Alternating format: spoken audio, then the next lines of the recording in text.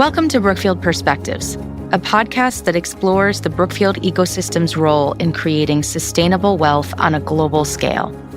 Today, we have another edition of Deal Debrief, where we get the download on recent transactions from the people who put them together.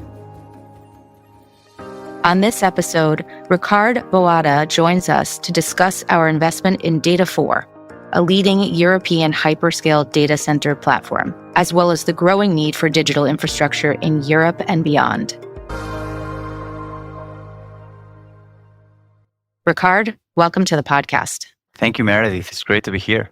We're excited to get into this topic today. Obviously, I don't think anyone goes a single day at this point without hearing the term AI or something about the AI technology world and AI infrastructure. We want to unpack what that is from the Brookfield perspective. To start off, can you introduce yourself to the audience and share what you do at Brookfield? Perfect. So look, my name is Ricard and I'm a Senior Vice President at Brookfield Asset Management in our infrastructure business, focused solely on global AI infrastructure investments. Great. So we're going to unpack what AI infrastructure means, because I think people have been hearing a lot more about this topic in a very short period of time. But the reality is that we've been working on this for quite a while now, at least, 5 to 10 years. So what do we mean when we say AI infrastructure?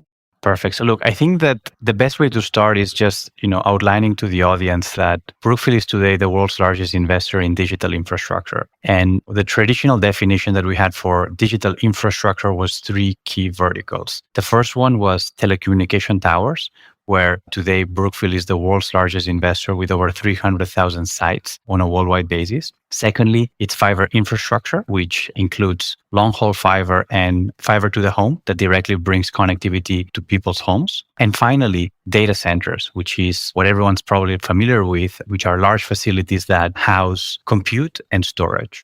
Over the last 2 years, digital infrastructure has evolved, and there's now a new category of infrastructure, which we call AI infrastructure. And that is all of the infrastructure in the value chain that is required to power a new type of compute that trains artificial intelligence models and helps to run them. There's 3 categories. The first thing is the AI factory, which is the core and shell and the electrical equipment that power the traditional data center model that you may be familiar with. The second aspect is the on-site power generation or behind-the-meter power solution that energizes the data center or the AI factory when the electricity transmission grid is not available. And these days is something that is incredibly fast-growing. And finally, and perhaps most importantly, is the compute that sits inside the AI factory. So NVIDIA's GPUs that are required to power AI infrastructure training and AI model training and AI inference. Now, over the next decade, we believe that this is an incredibly exciting opportunity for us to invest because there's over $7 trillion of total capital that is required to build out the backbone of the AI economy. And we believe that this investment is going to have great risk-adjusted returns and payoffs for the global economy with a boost in productivity of over $10 trillion by 2030, which, to put into perspective, this uplift in GDP represents 2 times the size of the German economy, which is Europe's largest economy. That's a huge number and a great backdrop for this conversation. Can you tell us about Data4 and their role in this ecosystem? Data4 is a fantastic business that we acquired in March of 2023 and is Europe's leading hyperscale data center developer. And it forms part of one of our flagship investments in our infrastructure strategy. The background on the company is that it's the number 1 pan-European data center developer and has operations across multiple countries, including France, Italy, Spain, Poland, Germany, and Greece. The business operates, or at the time we acquired it, operated 35 data centers across this platform. And it had a seasoned management team with deep experience developing these data centers. Now, what's really important for the audience to understand is that Data4 is our flagship developer in Europe, but this forms part of Brookfield's wider global data center platform, which today has 6 different developers across 5 continents and has a scale that is second to none with over 3 gigawatts of total capacity under operation or near-term development and a land bank that exceeds over 5 gigawatts of total capacity. You're talking about a few different really core aspects of this build, no matter where you are. It's power, it's land, it's compute. There's a lot of different things happening. And we've had other conversations with folks on this podcast about that Brookfield ecosystem flywheel effect. And I'm wondering if that's maybe part of the baseline for why we felt Data4 was a great partner and ultimately what that has produced. So can you give us some background on where we started with Data4? What brought us to the table there and where we found ourselves a couple of years later? Absolutely. Look, this is a great question. And what we saw in Data4 was the opportunity to buy a leading data center business with very strong track record and an incredible growth potential. And obviously, these form part of our Brookfield-wide ecosystem where we have an incredible set of assets that are synergistic with each other. Now, at the time that we bought the business, the company had a lot of the characteristics that we look for in an infrastructure platform. Namely, it had a strategic footprint across multiple European markets with significant barriers to entry. It had high quality long-term contracts in place with over 85% of the revenue being contracted out to investment grade counterparties. It was a top vendor for 5 of the top 10 global hyperscale platforms. And the management team was world-class with deep customer relationships and a great track record at executing on a growth strategy. Now, we bought the platform in March of 2023, which was an incredible moment in time because it was just 3 months after the GPT moment took place at the end of November of 2022. And the growth of the business significantly expanded from not just traditional cloud outsourcing, but the build out of the AI infrastructure economy. So you raise a really great point about the moment in time for our first forays with Data4, which was only a few months after ChatGPT had really expanded to a much more consumer audience. And as we've seen with other, what we would call industrial revolutions, the acceleration of AI use and the needs that it requires has exploded. And end users many times don't necessarily know all the things that it requires to not only keep that going, but to help support its scale. And I'm curious, in the couple of years now, which might feel very long or very short, depending on what side of this you're on, has there been anything that surprised you about that growth or that acceleration? We bought the business at the time, as I said, a unique moment in history where it was 3 months after GPT was launched. So we started to see the early innings of the AI infrastructure boom that the world is currently experiencing. And on the back of an acceleration in cloud outsourcing, which for the audience, cloud outsourcing is a secular trend in the digital infrastructure space, which involves the shift of workloads from traditional enterprise environments inside their premises towards centralized data centers, such as the ones that Data4 develops on behalf of hyperscalers. Now, looking back, the growth was materially higher than what we had forecasted at the time. To put some perspective, in 2024, the rate of net new compute demand in the world doubled relative to 2023. And in 2025, we're experiencing a significant step up even to the 2024 levels.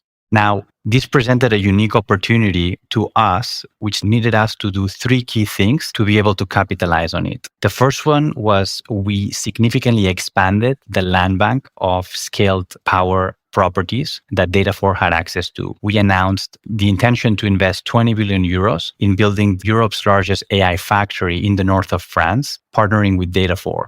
This project is going to require the build out over 0.5 gigawatt of compute, and it's incredibly important to the European economy. So these additions to our land bank are incredibly important for Data4 to be able to capitalize on the growth. Secondly, we have significantly enhanced our capital formation capabilities by doing 2 things. First is we refinanced the business at industry-leading terms. And secondly, we reorganized the company between a stable co that hosts all of the operating assets that have already been fully developed, fully commercialized, and are cash flow producing, and a growth co that hosts the development engine of the business.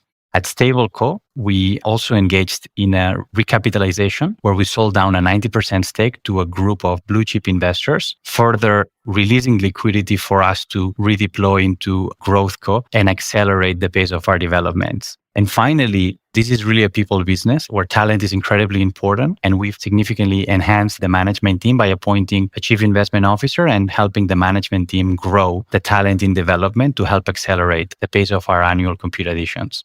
Yeah, there's a lot of dynamics going on, especially given how fast all of this is moving. And I'm curious, based on all of that, movement and velocity. What do you think is going to happen in the next couple of years? So looking ahead, one of the things that we find incredibly exciting in Europe is the demand for sovereign compute. And if you take a step back, Europe has one of the largest infrastructure gaps relative to other regions. Europe is a $20 trillion economy with 450 million people that does not have sovereign compute, which essentially means compute hosted outside the US Cloud Act by non-US or non-Chinese hyperscalers. The European Union has a program now that is called Invest AI that is targeting the build out of 200 billion euros of local AI factories, which creates a significant growth driver. And at Data4 and at Brookfield, we want to lead the wave and are in the process of putting together strategic consortiums of local champions and global technology players for us to create and shape this new trend of sovereign AI.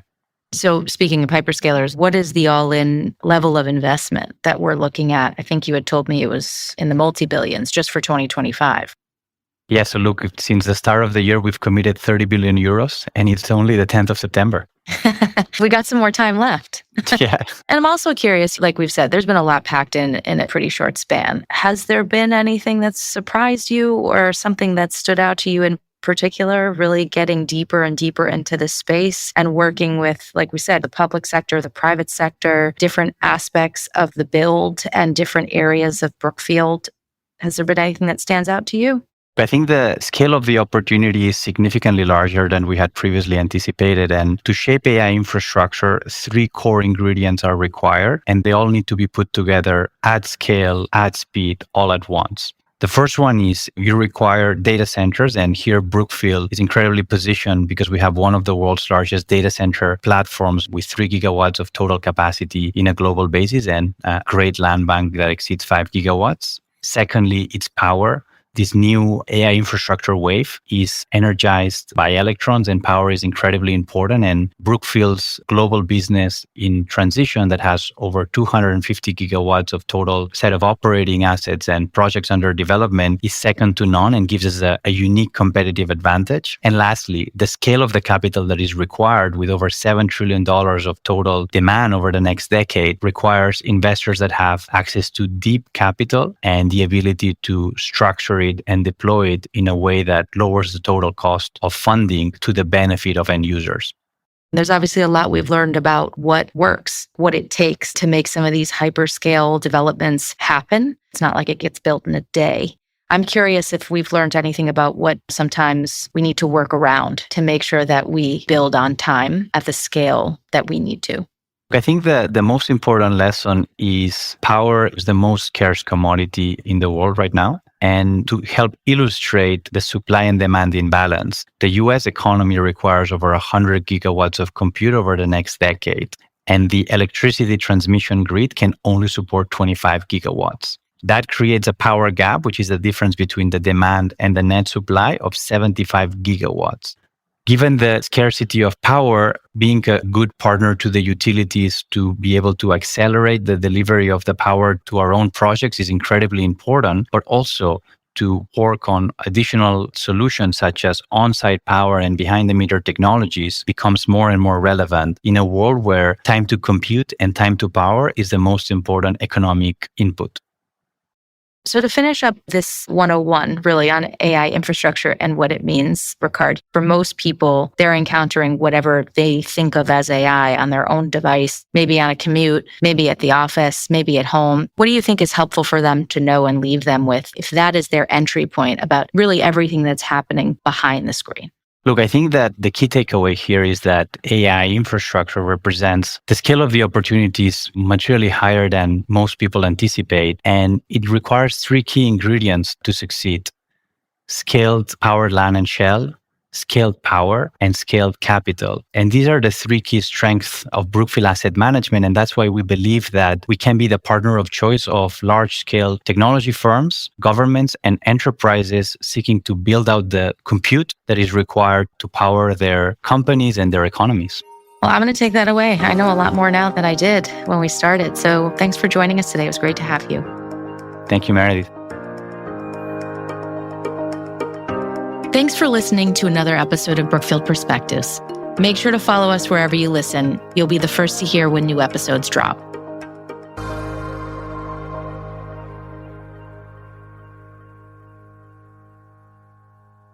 This podcast is for educational and informational purposes only and does not constitute an offer to sell or a solicitation of an offer to buy any securities or related financial instruments offered or sponsored by Brookfield. The information and views discussed are subject to change without notice. Any investment involves significant risks, including loss of the entire investment. Audiation.